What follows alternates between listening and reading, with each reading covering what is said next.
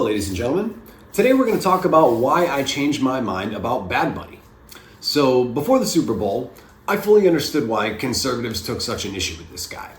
Basically, he was a cross-dressing, gender-fluid, Trump-hating, ICE-hating dude who was proud that he was going to be singing the halftime show in a foreign language that 80% of Americans wouldn't be able to understand. And then he went on Saturday Night Live and said a bunch of stuff in Spanish and then mocked the rest of us by saying we had 4 months to learn it. Otherwise, after the Super Bowl, everyone seemed to be in one of two camps. It was either the best thing that they had ever seen or it was an absolute abomination. And I realized that I hadn't actually watched it yet, so before I just jump on Team Red and start rooting for the team, I should probably actually find out if there's maybe something to this. And I gotta tell you, after I watched it, I didn't really think it was that bad. I mean, there was nothing overly sexual. There were no dudes making out. They weren't trying to push some sort of tranny bullshit. There was no satanic themes going on in the background. Nobody pulled a titty out. He didn't mention anything about Trump or ICE or anything along those lines. I mean, I have no idea what was going on with the whole sugarcane migrants getting chased by a truck and then climbing up the power line. I'm not really sure what that was all about, but all in all, I didn't really find it that offensive. Musically speaking, this is basically what I heard for 15 minutes. But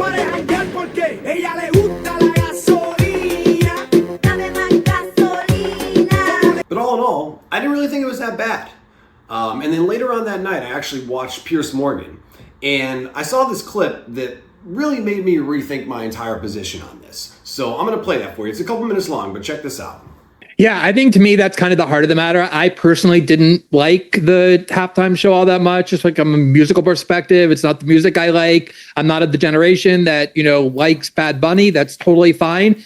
I think the question is, why does everything now have to be put through this prism of this existential right-left culture war? We can't even have the same halftime shows anymore at the Super Bowl. Kid Rock is an extremely ideological and politicized figure. Had he been the host of the presenter of the Super Bowl, the main presenter, I assume that the American right would have been fine with that, even though he's been extremely critical of American policy under Democratic presidents.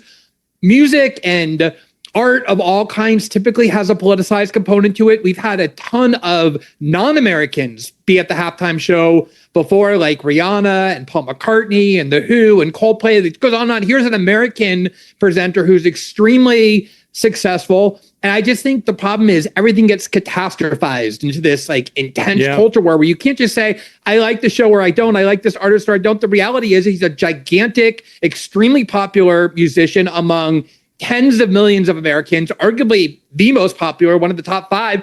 And that's what the Super Bowl is naturally looking for. I think the point Glenn made there is perfectly made, which is if he had been selected, Kid Rock, to perform the halftime show during a Democratic presidency, like, say, Joe Biden or Barack Obama, he's on record as being virulently critical of all those presidencies. Would the same rules apply? Would the conservative right be happy with that? Or would they apply intellectual honesty and say, actually, it applies to our side too? If you've been really critical of a president or a presidency, then de facto you're criticizing the country and you disqualify yourself from being able to perform the halftime show. I thought that was an excellent point. And they're both absolutely right. Kid Rock has been openly critical of Democrats for years. And if he had performed, of course, I and pretty much everybody else on the right would have had no problem with it at all. And why is that? Well, obviously, it's because we agree with them. So if I'm going to remain intellectually consistent, I can't criticize and disqualify Bad Bunny for being a candidate for the Super Bowl just because I don't agree with the guy's politics. That's being unfair, and it's being hypocritical. So it made me rethink this whole thing. And the more I thought about it, the more I realized that even his comments on Saturday Night Live, they were made in the context of him doing a skit. He's a singer, not a comedian. So I don't think he was deliberately trying to basically give the middle finger to 80% of the country by saying that we had to learn Spanish. I think he was trying to be playful. And to be honest, he sings in Spanish, and the NFL knows this. So they probably knew it wasn't going to vibe well with a lot of people, but they chose to pick him as the performer anyways. So I can't really blame him for speaking Spanish. If anything, I blame the powers that be at the NFL. So, upon thinking this through and trying to understand the other side of the argument, I changed my mind about Bad Bunny. Essentially, my overall take boiled down to, look, it is true, 20% of America speaks a foreign language, but everybody in America speaks English, right? So is it really too much to ask to just get somebody to come sing that can speak in a language that we can all as Americans understand together on what's supposed to be the most patriotic, uniquely all-American sporting event of the year? Is that really too much to ask? And furthermore, is it also too much to ask to just get a God Bless America without leading a parade of people waving foreign flags and then listing off every other Spanish-speaking country in the Western Hemisphere? Up until about 5 minutes ago, everybody knew throughout the course of the United States' history, at a sporting event or anywhere else, anytime that somebody said, God bless America, everybody knew they were talking about the United States. Anytime two travelers met overseas and one person asked the other, hey, have you ever been to America? Everybody knew they weren't talking about Uruguay. So why are we now trying to use this opportunity to change the language of what it means to be American so we can push this idea that the US is not a sovereign country with its own borders, its own language, its own culture, but instead nobody's illegal on stolen land and that we're all just part of one big happy family? Why are they doing this? Well, that's because this has been part of an electoral strategy by Democrats for decades. The slow chipping away of traditional America as a means of power acquisition has been something they've been doing for a very long time. Now, here's Glenn Greenwald, a lifelong Democrat, might I add, laying this out perfectly. For years, Democratic voters were certain that having more and more non-white voters as part of the American demographic would ensure what they called an emerging and permanent Democratic majority. This is the dishonesty at the heart of the claim that Republicans and people like Tucker Carlson support the idea of the great replacement theory, that immigration is importing non-white voters into the United States and changing the demographic to make it less white. That is not a claim Tucker Carlson invented or conservatives invented. That is a theory that Democratic Party strategists have been touting for a long time. Here in The Atlantic in 2012, you see the headline, "The Emerging Democratic Majority Turns 10, Why the New Coalition Could Be Here to Stay." And they were essentially celebrating Obama's victory as a vindication of this thesis. So that was the thesis. And here in the American Prospect, which is a very liberal magazine, you see this discussed even more explicitly, but it's by the liberal writer Jamil Bowie, who I previously referenced, who's now at the New York Times. It's entitled "The Democrats' Demographic Dreams. Liberals are counting on population trends to doom Republicans to a long-term minority." And he argues they shouldn't. Now, he's describing here how it's the view of Democrats, not conservatives, not Tucker Carlson, not white supremacists, that one of the benefits of immigration is that it will make the country more non-white and therefore more amenable to the Democratic Party. That's their explicit strategy. And it's unbelievable that if you now point that out or talk about it, you get accused of the great replacement theory, even though it's Democrats who invented it and have been trumpeting it for years. Here's what Jamal Bowie wrote in the American Prospect, quote, "If Democrats agree on anything, it's that they will eventually be on the winning side. The white Americans who tend to vote Republicans are shrinking as a percentage of the population, while the number of those who lean Democratic, African American, and other minorities is rapidly growing. It's become an article of faith among many progressives that these trends, meaning demographic changes brought about by immigration, set the stage for a new Democratic majority."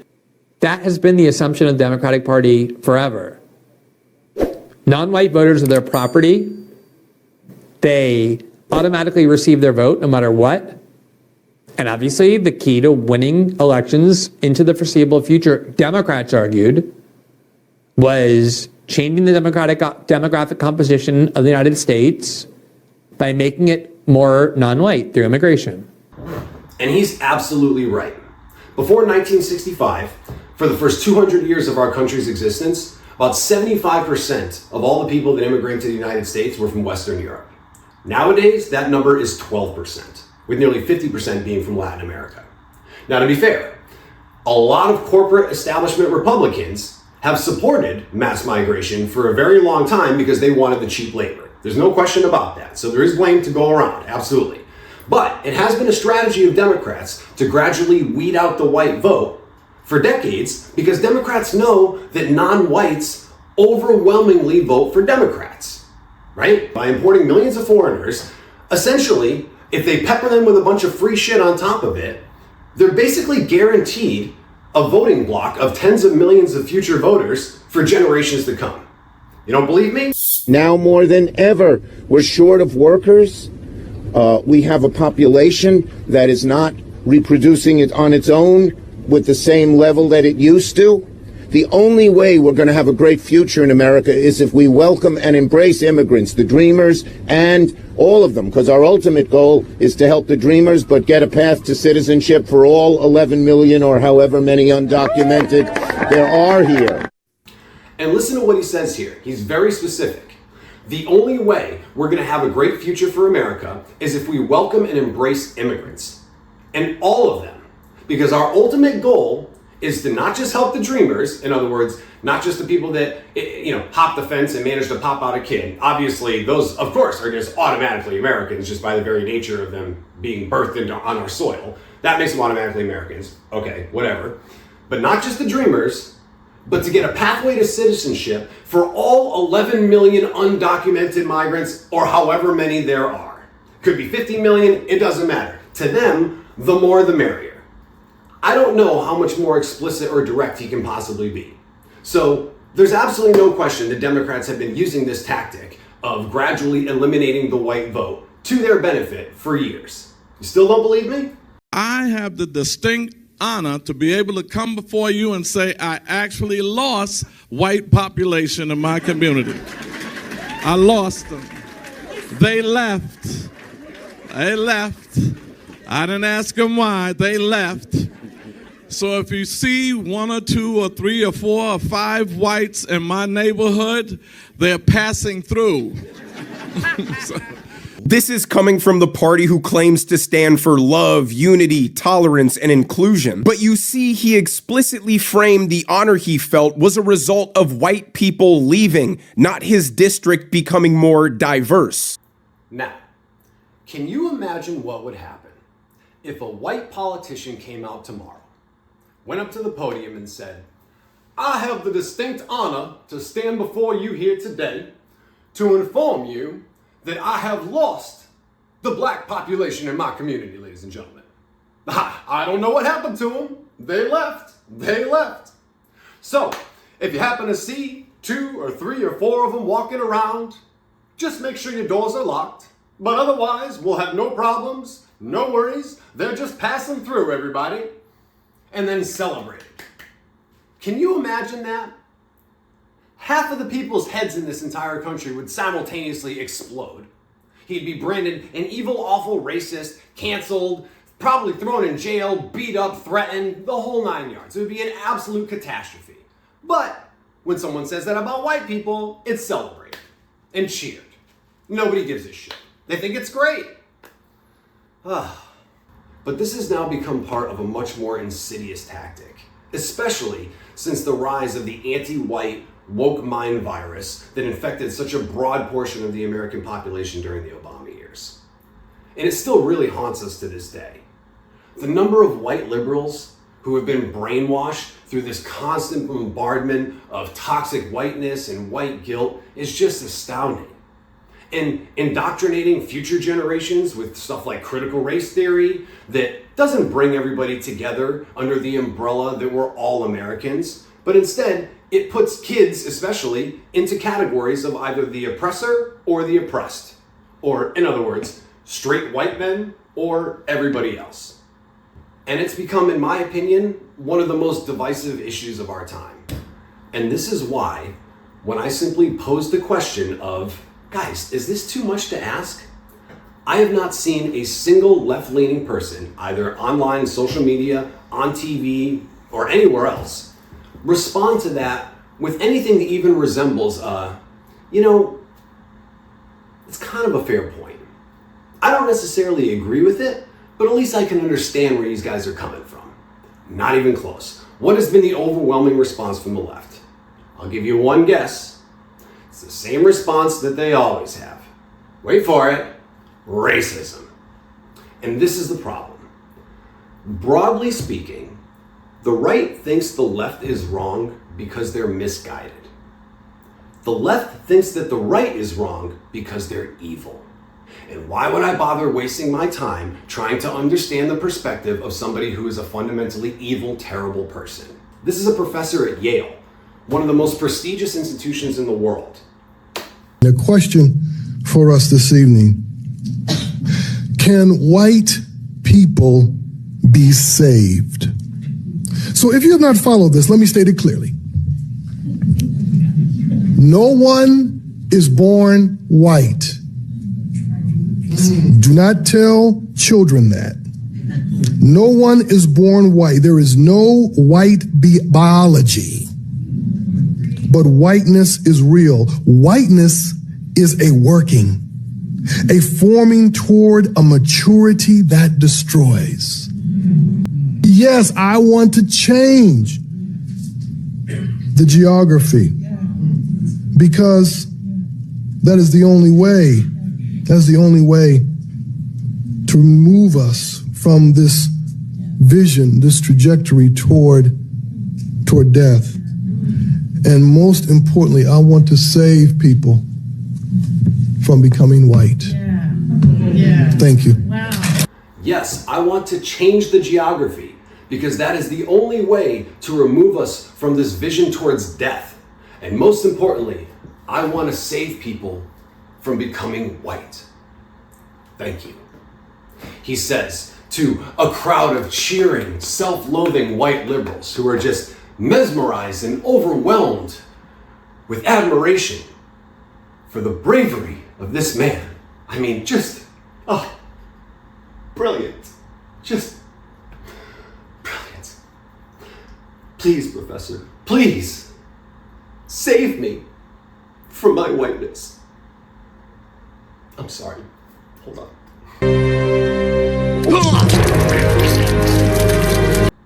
Oh, God. Okay, you think this is an isolated incident? Ha! Remember during the Biden administration when all the largest corporations, Walmart, Best Buy, Coca-Cola, Google, remember when they were all hiring people like Robin DiAngelo, the author of White Fragility, to run anti-racist and diversity training for all of their employees, to make them allies and anti-racists in their fight to persuade people to become less white? The reprehensible characteristics of white culture that have seeped its way into everything. Things like self-reliance, having a mother and a father in the home. I think this is probably the best one here. I love this. Emphasizing on the scientific method and using objective, rational thought. Shocking. I wonder why liberals would want to avoid this one like the plague. Hard work and being on time. I know, right? What a toxic mix of just disgusting concepts that are degrading our society and sowing the seeds of hate. How about politics? I always tell people the day the Latino, African American, Asian, and other communities realize that they share the same oppressor is the day we start winning. Because we are the majority in this country now. We have the ability to take over this country and to do what is needed for everyone and to make things fair. Ah, yes, I love this. Even Asians, who vastly outperform white people by every metric, even they just can't resist the opportunity to team up with the other minorities to overthrow their evil white oppressors and rebuild this great nation in their utopian vision of a truly egalitarian society devoid of all whiteness. How about the media? I forget this guy's name, but he's a journalist at the New York Times or something like that. He's on Piers Morgan all the time, so he's not just some random Yahoo on TikTok. You've lost. You have lost. You lost. The mistake that you made is you let us in the first place. See, that's the thing with brown people. And I'm going to say this as a brown person. There's a lot of us. Like a lot. There's like 1.2 billion in India. There's more than 200 million in Pakistan. There's like 170 million in Bangladesh. Those are just the people there. I'm even talking about the folks who are expats or immigrants. There's a bunch of us. And we breed. We're a breeding people. And the problem is you let us in 1965. There were a few of us beforehand, but once you let one of us in, you know what happens with brown folks? Our grandmother comes, our grandfather comes, our uncle comes, our aunt comes, our cousin comes, our second cousin comes, our third cousin comes. Oh, believe me, we know. Then we have kids, a bunch of kids. And then guess what? Some white women, the Western civilization women, the pure women, the American women, quote unquote, the Rust Belt women, the real women, they like some of us brown folks. We don't take them. They come to us. Now, can you imagine if, let's say, 20 million Norwegians were allowed to legally immigrate into Mexico? And let's say another 20 million snuck in illegally. Then they openly expressed their gratitude by bragging about exploiting the system to change the country's demographics, celebrate that in, 10 years or whatever, more than half of Mexico is going to be speaking Norwegian, and then openly taunt Mexicans by saying stuff like, your cherished, beautiful, pure Latino women? Well, guess what? They like some of us white boys. We don't need to come to them. They come to us, and we breed with them. You think maybe that might rub some Mexicans the wrong way? Look, I'm just going to shoot from the hip here. But I'm willing to bet that, maybe all of them might support a president who wants to close down the borders and round up the illegal Norwegians and send them home. How many liberals do you think would be marching in the streets of Mexico City, attacking the federal agents and stopping them from rounding these people up? 0. You know why? Because Mexico is allowed to take pride in their country. They're allowed to want to preserve their culture and their language. And at the Mexican World Cup or whatever, if anybody were to say, hey man, can we just get somebody to come in here and speak Spanish? They wouldn't be called a goddamn racist. So please, at the very least, take the time to at least try and understand where the other side is coming from. You might even change your mind. And you know what? That's a good thing. At the very least, it'll help us break down some of these barriers of division that we all face right now. And it'll help bring us back to the one thing that binds us. We are all Americans. America, fuck yeah! Freedom is the only way, yeah! Anyways, that's all for today. Please subscribe to my new YouTube channel and leave a comment down below if you like the video. If you hate the video, leave a comment down below. Tell me why. And if you're interested in hearing my take on the whole Don Lemon Church incident, check this one out. And if not, definitely wish you all the best. Put down the phone, go hug a friend that you disagree with, and stay safe out there.